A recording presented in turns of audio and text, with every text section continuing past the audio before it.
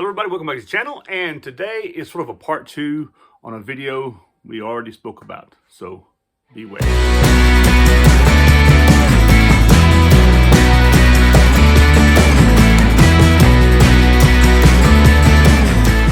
Hello everybody, welcome back to the channel on this beautiful Sunday afternoon.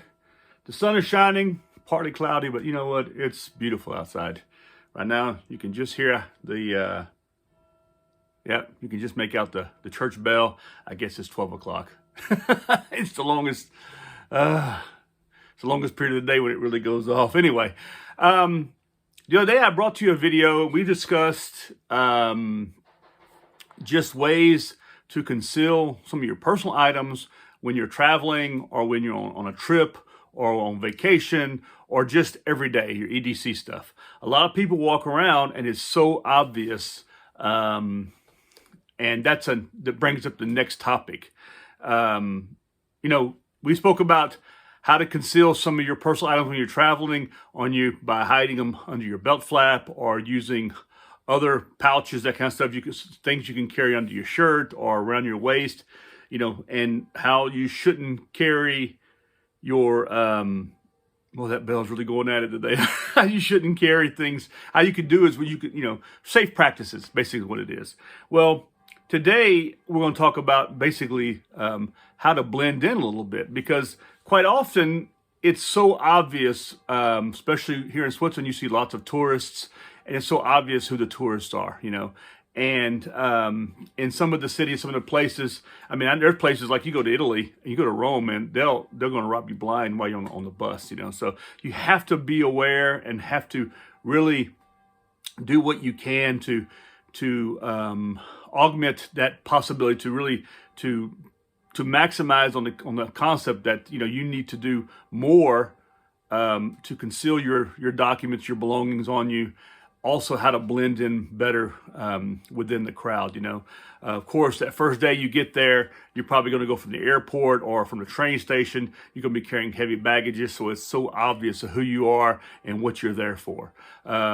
Safe way around that is to have either have a service pick up your bags for you at the train station and quickly get you to your hotel, or have the hotel come and get you.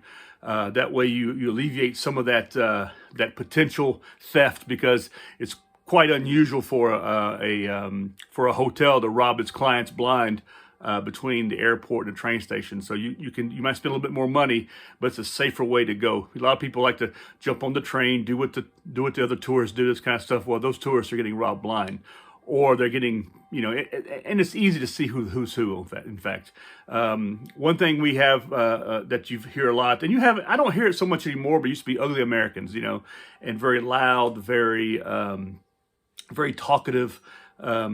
Dress a specific way, and I would say try not to do that. Now, what you will see amongst the younger people, you will see some more of the American dress. Actually, you will see guys and girls wearing sports teams from the United States, like the Yankees or the Dallas Cowboys or whatever, But what you should do is try to alleviate that. Try not to wear clothing that's going to identify you as an American or wherever you're from. The Germans used to be always easy to tell who they were, because they all wore their Birkenstocks or sandals with their socks on. But the Swiss, there's some of them who do the same thing. Or you run around in hiking boots. It's so obvious, in a backpack. It's so obvious that what you are is a tourist who's just passing through or hiking through or traveling through. So just try to calm that down. Women with sacks, it's a dangerous thing to have a sack on you, because what you tend to do is get lazy with it and put it around your back. What you can do, and you got to be aware of, is actually wear it inside a jacket if it's cool out. Wear your or a larger shirt, a longer shirt. Wear your sack inside under it, around your shoulder, but not just around your shoulder. Have a sack that has a waist strap so you can put it around your waist, because what they'll do is they'll come up behind you and cut the strap. And then they'll let it drop into their hands. Well, guess what? It's a drop into their hands if it's attached to your waist also. So these are some things you can do, but try to avoid carrying big, heavy sacks like you do in the States, women, look at what the locals do, also. That's something else you can do. Go on to tourist sites, within certain countries and see what the locals do also, and see how they dress. Go on YouTube, see how, check out how people dress and try to blend in that way. You know, it's one thing, you wearing your, if you got your Los Angeles Rams t-shirt on and a pair of shorts and your white Nike shoes, leather shoes, and you show up and it's so obvious that you are a tourist or you're an American or you're, someone who's there, and you're just, you're pickings, they're gonna come down on you very quickly. But it's different if you're more dressed like the locals. You keep your mouth shut. You don't speak so much. You observe. You don't have camera equipment hanging off of you or lots of bags hanging off of you. Like I said, you get to the hotel, and from there you dress down. You dress comfortable, but you don't dress in your typical everyday stuff that you'd probably wear in the States. It's like when I was in the Army serving in Germany, they used to tell us, don't be so obvious that you're an American soldier. I mean, it's bad enough we had the haircut, and everybody else during that time had a little bit longer hair, or you had facial hair. We weren't allowed to have all that. Nowadays, the hair is worn very similar to what the military is. And the dress is very similar also across the board now. It's so much easier now to get away with being dressed that way. I'll wear t-shirts from my buddies that I get from the States, and I blend in pretty good. People don't make too much of a deal out of it. Also, I'll wear jeans and a pair of shoes like everybody. I dress pretty much like everybody. I've been here for 28 years in Europe, so I dress very similar to those people here. I wear my hair very similar. The biggest thing that gets me is the moment I open my mouth, because they hear the accent, and there's lots of accents here, which is a good thing. But I am a little bit louder than everybody else. I have a louder voice. I throw my voice a lot more. So, and I'm a bit more friendly, which a lot of people here are not so friendly. So it's a matter of getting around that, getting out of that. Sure, you want to go to touristic sites, and some places are really made for it and you can get away with it. But other places, like I said, if you're going into the cities, that's where you're risking the most. You're downtown Paris, which there are lots of tourists. You're going to get away with it being a tourist. But the problem is that they're grabbing all the tourists. They're robbing the tourists. They're following them to their hotels. They're doing all this kind of stuff. So you need to get outside of that. When I travel to a city, I don't stay in the city. I stay outside the city, and I travel into it on a daily basis. What that means is I go in with just a few things that I have on me. I try to blend in a little bit more with the dress code. And, I use my iPhone to take pictures with. I pull it out, I take my picture, I put it back in, I move on with life. I'm not sitting there with a big Canon or whatever camera around my neck looking like a tourist. I try to blend in a lot more. And something else I try to do is find, if I have friends there, I hang out with my friends who know, people who live there who know a lot better also.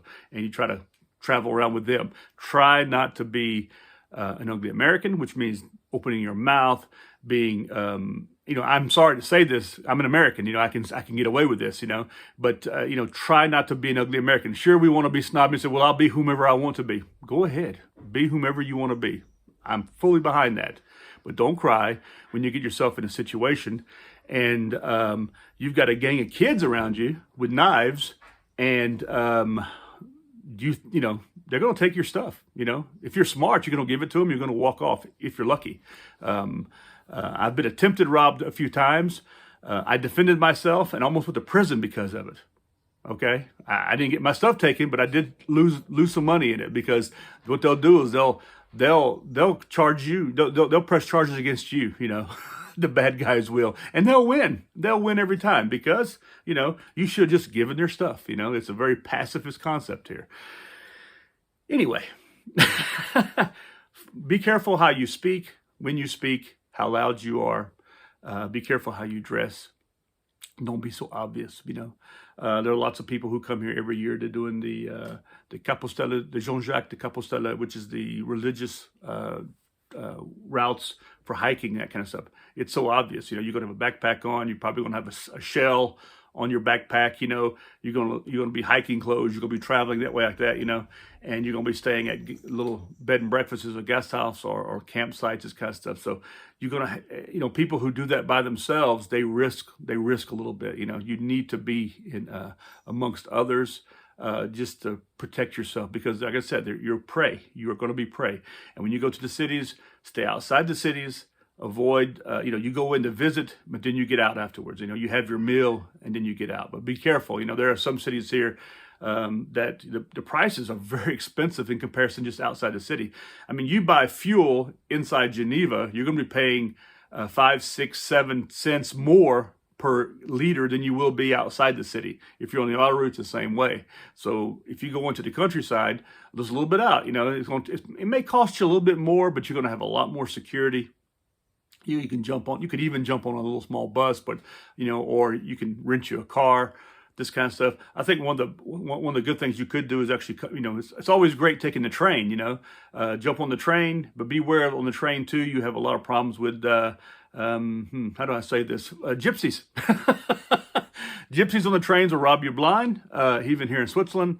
And if you go to places like Budapest, they'll rob you on the street and cut you. And quick story. A friend of mine named Adam lives in Budapest. He jumped off the train on his street one day. Off the bus, and laying right there at the bus stop was this blonde-haired kid bleeding profusely out of his leg, and next to him was an 8-year-old gypsy boy who was counting the guy's money and had a knife in his hand. And after he had stabbed him and took his wallet, so they're not afraid. And plus, the police there, what they gonna do with an 8-year-old kid? They can't do nothing. So you're going to be surprised at who's going to be the bad guys here also. Just be aware and read up before you go somewhere. Try to pick up some language also. It's important. I've been in situations where people did not know that I spoke a certain language like German or French, and here they were speaking about me behind my back, and I could understand the entire conversation. The funniest thing is when I'm working and I have English speakers doing the same thing. That is the funniest, when you come up on them and you speak English better than they do. They realize that, hey, this guy's an American. Okay, so just be aware of these things when you're traveling. Dress for the occasion. Don't be so obvious if you can. Try, or at least try to mitigate that as much as possible. Carry your belongings on you more securely. And don't look tactical. A lot of people, I see a lot of guys here. I mean, you have enough of it as it is, but guys walking around looking like they're, members of some kind of security, mercenary security team, who just came out of Afghanistan or Iraq. Don't look like that. Try to blend in more. Try to be more comfortable in what you're wearing and how you wear it, and you'll have a much better time here. I mean, you'll get to see the sights. You'll still be a tourist. That's no doubt getting around that. But the point I'm trying to make here is try to be as safe as possible, while you're here. And have the right phone numbers on you and this kind of stuff. And know exactly what the telephone number for the police is. Because I hate to tell you guys from the United States, it's not 911. It's 113 here in Switzerland, but it's not 911. Okay, so get to know this information. Find out what the local authorities are. Find out what you see on the street as a policeman. Also, I've been to lots of major cities here in Europe. I mean, pretty much every major city in Europe I've been to. So, except for one, and that's Rome. I've never been to Rome, but I've been everywhere else in Italy, though.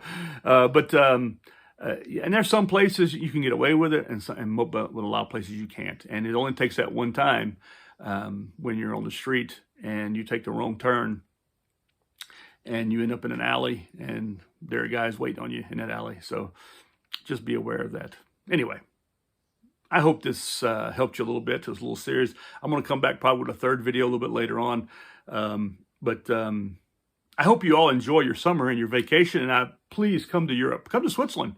If you're a friend of mine, even if you're not a friend of mine, become a friend of mine. Come visit me. I have extra space here in my apartment, and I'd be more than willing to have you over as a guest and show you around a little bit if I can. But you take care of yourselves, and please don't forget I'm doing a Q&A coming up in the next few weeks. So any of your questions, any of your comments, leave them down below. I will get back to you on the Q&A. For the moment, I've had no questions. So I don't know if it's people just don't want to be involved in it, don't be a part of it. Please get involved, be a part of it. This channel is about helping you, okay? It's about informing you. It's about passing on whatever information I can, hopefully all good. And I really appreciate your feedback, whether positive or negative. I can handle it. I'm a big boy, okay? I'd appreciate more positive, though. Anyway, listen, thank you. I hope you all give me a thumbs up, a like, subscribe to my channel, hit the bell, and pass around my channel, share it. And like I said, leave a comment down below. And I look forward to hearing from you. And I hope to be able to make a video with your questions, and I'll answer them, as well as I can. I hope you all have a good weekend. Take care of yourself. God bless you. And talk to you soon. Goodbye.